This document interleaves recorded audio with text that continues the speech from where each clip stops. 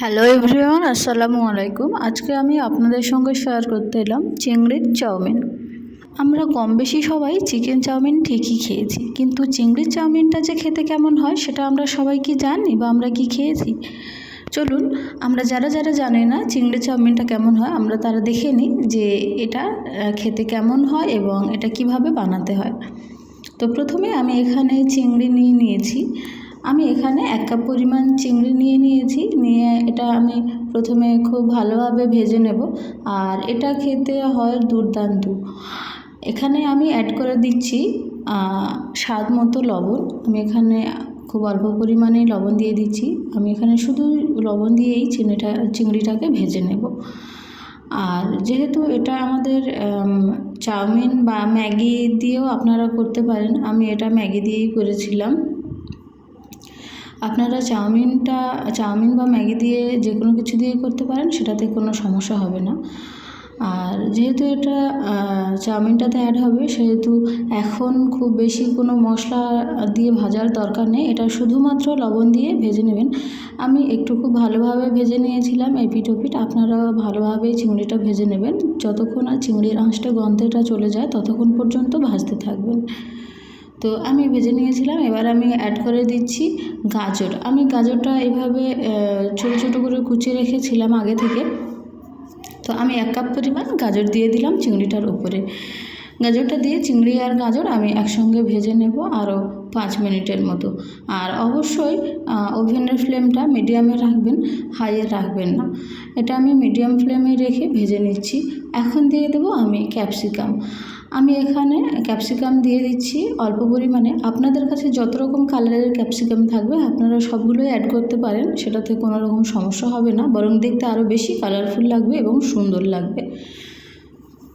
তো আমার কাছে এই মুহূর্তে খুব বেশি ক্যাপসিকাম ছিল না, তাই আমি একটাই ক্যাপসিকাম ব্যবহার করেছি একরকম কালারের। আর এখন দিয়ে দিচ্ছি আমি কাঁচা লঙ্কা। আমি এখানে 2টো কাঁচা লঙ্কা নিয়েছিলাম, সেগুলোকে কুচিয়ে দিয়ে দিয়েছি। এখন আমরা এটাতে দিয়ে দেব পেঁয়াজ। এখানে আমি পেঁয়াজ দিয়ে দিচ্ছি 1/2 কাপ পরিমাণ। আমি 1/2 কাপ পেঁয়াজ এখানে কেটে রেখেছিলাম এবং সেটাই অ্যাড করে দিলাম। পেঁয়াজটা সবার লাস্টে দেবো, যাতে এটা বেশি গলে না যায়। এটা একটু কাঁচা কাঁচা থাকলে খেতে ভালো লাগে। তো আমি সবগুলো উপকরণ একসঙ্গে ভালোভাবে ভেজে নেব আরও 2 মিনিটের মতো।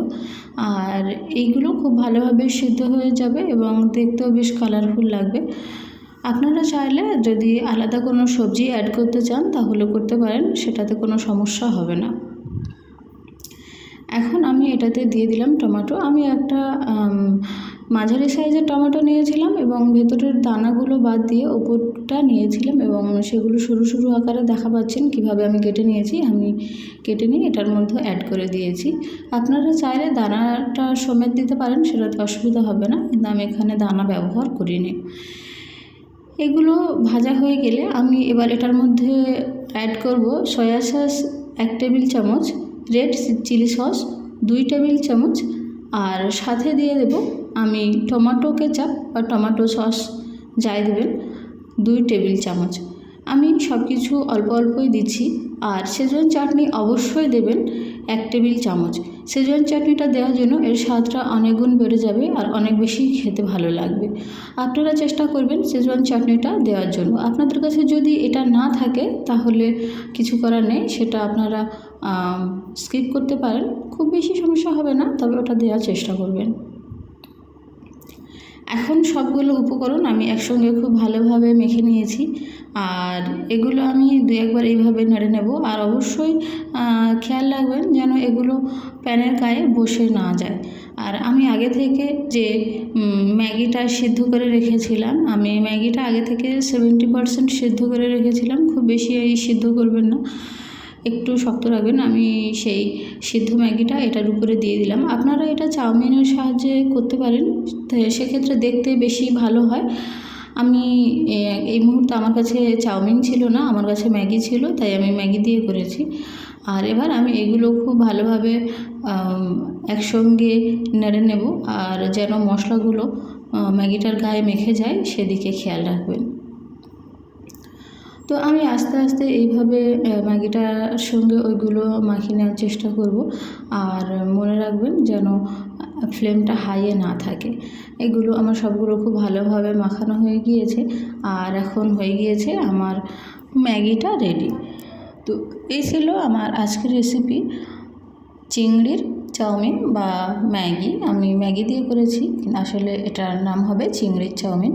আর আপনারা অবশ্যই চাউমিন দিয়ে করার চেষ্টা করবেন, সেক্ষেত্রে দেখতে খুবই ভালো হয়, কিন্তু খেতে টেস্ট একই লাগবে প্রায়। তো এই ছিল আমার আজকের রেসিপি। কেমন লাগলো আপনাদের রেসিপিটি? অবশ্যই করে রেসিপিটি ট্রাই করবেন, এটি খুবই টেস্টফুল একটি রেসিপি। আর অবশ্যই কমেন্ট করে জানাবেন কেমন ছিল রেসিপিটি।